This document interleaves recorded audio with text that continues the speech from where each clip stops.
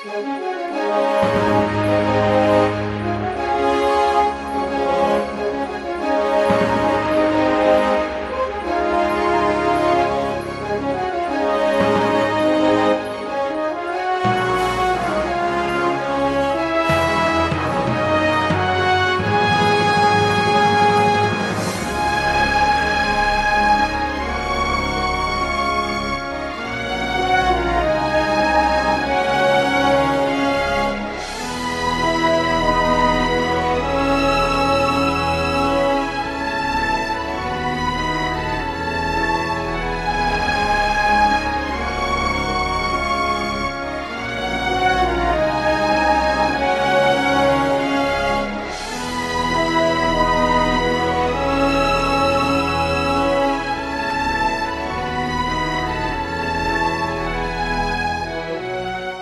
اسمي نجيب محفوظ عبد العزيز إبراهيم أحمد الباشا.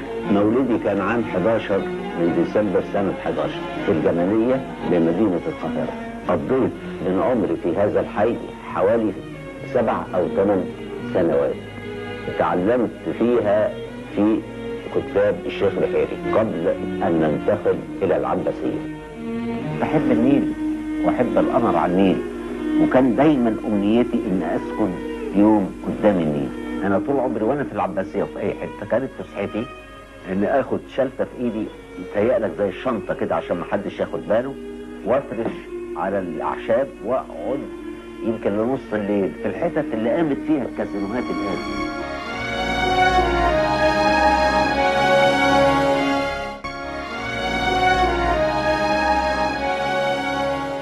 انا ليا سنه عمل اللي بتبتدي في اكتوبر وتنتهي في ابريل، وما بين ابريل وسبتمبر لا اعمل ولا اقرا ولا اكتب بسبب الحساسيه والتعب. يوم عملي اني اصحى الساعه 5 واخرج من بيتنا 6 او 6:30، امشي لغايه القهوه، اتصفح الجرائد وارجع. اذا كان عندي كتابه بكتب للظهر، ما فيش كتابه يبقى قراءه. بعد الظهر عاده اقرا لغايه ما يجي وقت التلفزيون الساعه 9 اقعد قدامه. فاكر وانا صغير كنت بشوف تكيه في دار فارس محدش بيقرب لها، لابسين الطراطير ايه كده. اما جاء التأليف لقيتها انها خامه ممكن تاخدها كرمز للقيم الروحيه، وطبعا الحاره لما تستعملها كمكان اكبر من واقعها كرمز للدنيا لمصر البشريه، يبقى لابد من موضع فيه لمركز روح. Today, August 30th, one of the most respected 20th century Egyptian writers, Mr. Naguib Mahfouz, is remembered. He was born in 1911 in Cairo and passed away on this date in 2006. Mr. Mahfouz was a prolific author of more than 30 novels, as well as short story collections, screenplays, and stage plays. He was recognized for his realistic depictions of Egyptian life, and many of his works were adapted into films. Among his most prominent was the Cairo Trilogy. In 1988, he was honored with the Nobel Prize in Literature, becoming the first Arabic language writer to receive the award. Mr. Mahfouz was also a committed supporter of peace. May Mr. Naguib Mahfouz's outstanding legacy of creative gifts and harmonious vision be an inspiration for many.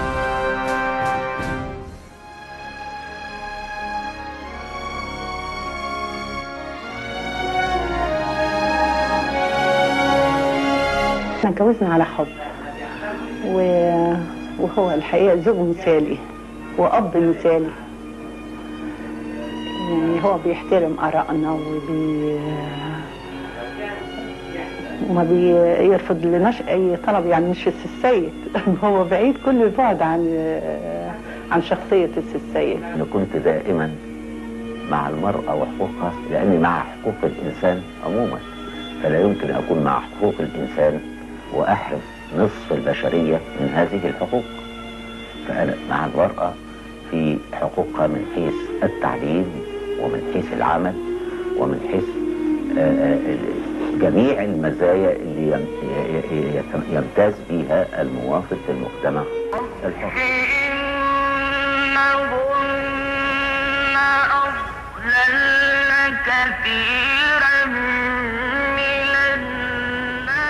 Dawn in Cairo, the city of 1,000 minarets.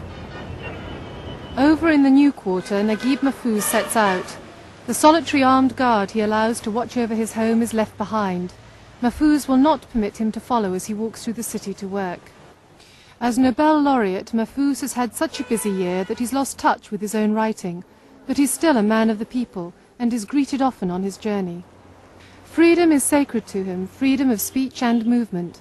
Throughout his 77 years, he's never compromised through fear, and he'll not be intimidated now by extremist threats. Fear is unreasonable in my age.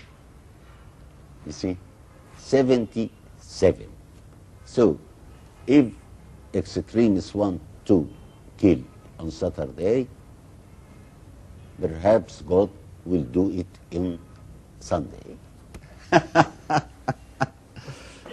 Mahfouz's books are mostly set in Cairo's old quarter. At Fishawi Cafe, which features in his novels, Egyptian playwright Karim Al-Rawi describes how Mahfouz is revered by younger writers for the boldness of his work. I think he's controversial in the real sense, which is that he tells the truth. And I think that is always controversial in any society, but particularly in a society that is undergoing as many changes as the society, and a society in which there are so many forces at play, political and social forces. Ultimately, it is difficult to escape the conclusion that he doesn't think that what governments do is really what's going on. It's not really what matters in Egyptian society.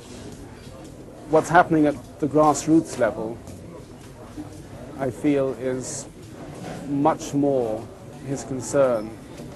If Mahfouz believes that ultimately power can lie with the people, the government surely believes it too. So here lies the secret of his success and political survival. The people whose cause he champions would be outraged if the government threatened him. They love the writing which chronicles their lives. For Mahfouz, there's never been any choice about subject matter. I have been born at ancient Cairo, and I was a boy at ancient Cairo. She created me. I love her very much. I write about it. No choice. He's always been horrified by the difficult conditions of life for poor people, and he's wanted to bring them into his literature. In his heart, he's out in the back streets with the poor people who are grubbing about for a precarious living, and who probably never read his books. Though they'll go to the cinema and see his films. In a recent survey of the best 100 Arabic films, 18 were stories by Mahfouz. After the Nobel Prize, Mahfouz's popularity was further increased. But according to his loyal publishers at Cairo's American University, that wasn't just because of the prize. The response to Nobel Prize winners varies enormously.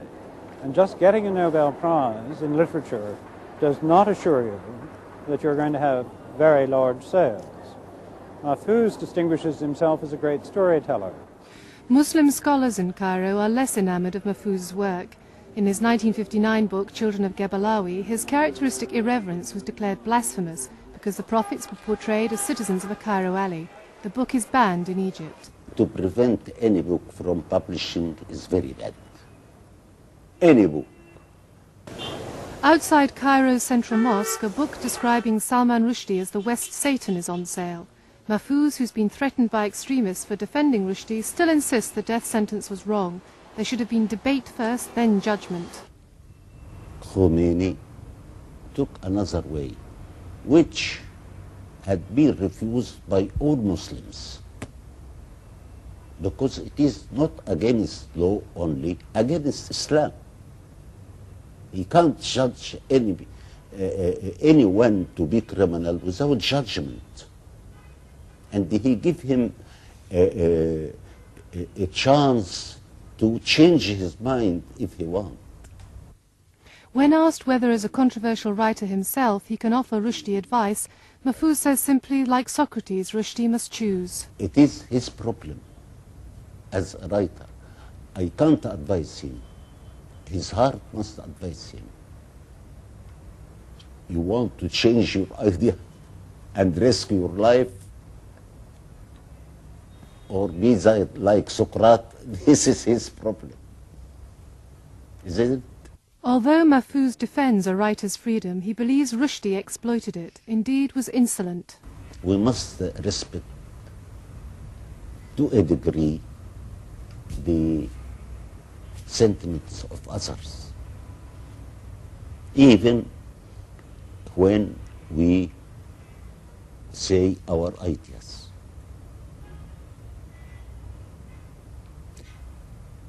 There is difference between freedom of thinking and insolence.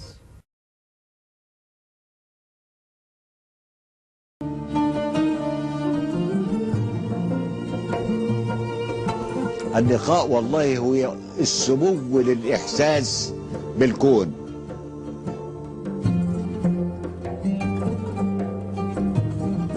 القانون قانون واحد، يصح يبقى ديني، يصح يبقى مدني، إنما هو محور النظام والعدل في المجتمع.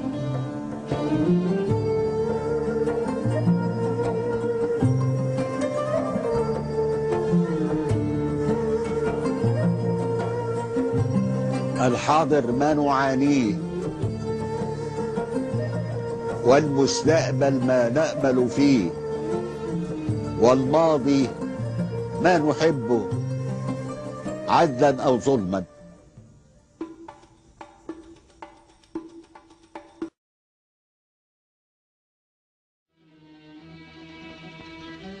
مصر هي المولد والمنشأ والمعاش، وهي ليست مجرد وطن محدود بحدود، ولكنها هي تاريخ الإنسانية كله. وإني أحب الإقامة فيها، وأرجو ألا أتركها إلا مطرودا أو منفيا.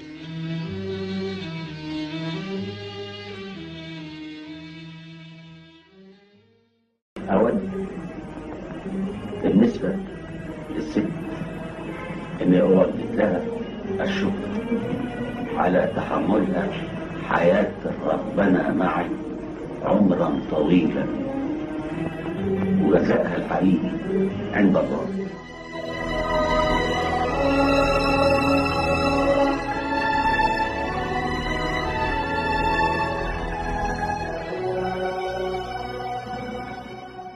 أقمت حياتي في الدنيا على أساس الحب، حب العمل وحب الناس وحب الحياة، وأخيرا حب الموت.